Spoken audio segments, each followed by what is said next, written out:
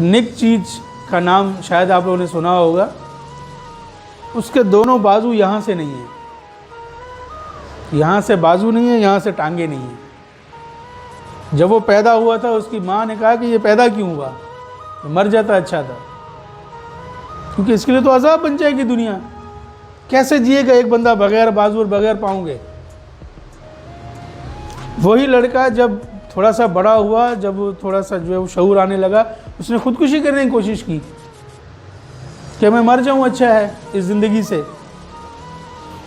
फिर अचानक उसके जहन में ख्याल है कि यार जब अल्लाह ने मुझे ज़िंदगी दी है तो मैं क्यों मायूस हो रहा हूँ। आज वही निक चीज़ दुनिया का बेस्ट मोटिवेशनल स्पीकर है, कई मुल्कों में सफ़र करता है, जी रहा है और शानदार ज़िंदगी जी रहा है बगैर हाथ पाँव के। मैं तो अल्लाह ने दिया है ना हर चीज़, आंखें दी हैं, हाथ दिए, पाँव दिए।